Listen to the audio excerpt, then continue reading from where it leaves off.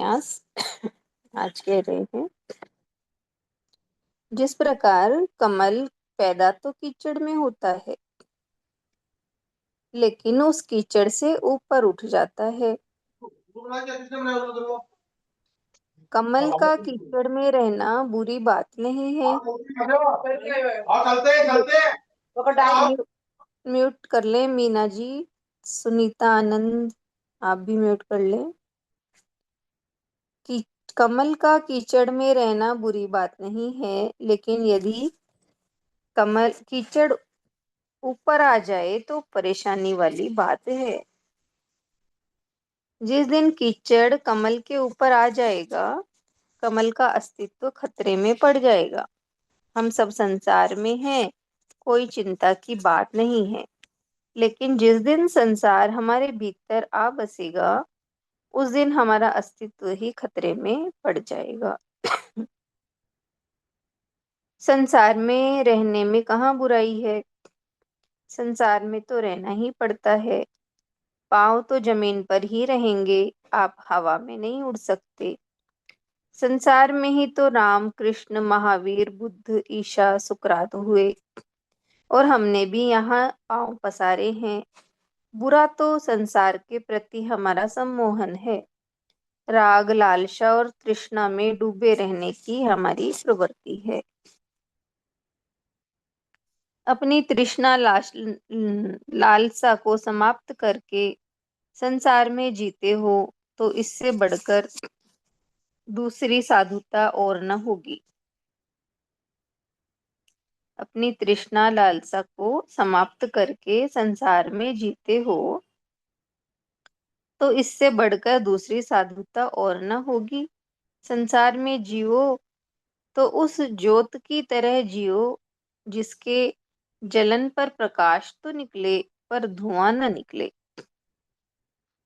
आदमी की लालसाएं, तृष्णाएं कम होने की बजाय बढ़ती ही जाती हैं। ठोकरें खाने के बाद भी आदमी को समझ नहीं आती। रामायण महाभारत तो बहुत पढ़ते हैं, लेकिन इनकी कथा को, संदेश को जीवन में नहीं उतारते। राम का जीवन तो दो चार लोग समझ पाते हैं, अधिकांश तो रावण की प्रवृत्तियों को ही जीवन में उतार लेते हैं। लोगों की मानसिकता इतनी विकृत हो गई है कि उन्होंने राम की सज्जनता जीवन में नहीं उतारी, रावण की दुष्टता जरूर अंगीकार कर ली। महाभारत पढ़कर लोगों ने जुए को तो अपना लिया, लेकिन उसमें दिए गए संदेश को नहीं पकड़ा। आदमी की कमर झुक गई, हाथ में लकड़ी आ गई, लेकिन अभी तक कोई रूपांतरण नहीं हुआ। तृष्णा तो अभी भी शेष है। उस वृद्ध के सारे अंग गल गए हैं, हाथ में दंड लेकर चल रहा है, लेकिन उसकी लालसा नहीं मरी। जरूरी नहीं है कि सब लोग एक साथ बदल जाएं, परंतु भीतर से बदलने की गुंजाइश तो हमारे पास है ही। भीतर बैठे वैर में वैमनस्य को बाहर निकालना तो हमारे ही हाथ में है। भीतर का रूपांतरण तो हम कर ही सकते हैं। आदमी को कभी ये नहीं सोचना चाहिए कि उसके चले जाने से कोई काम रुक जाएगा।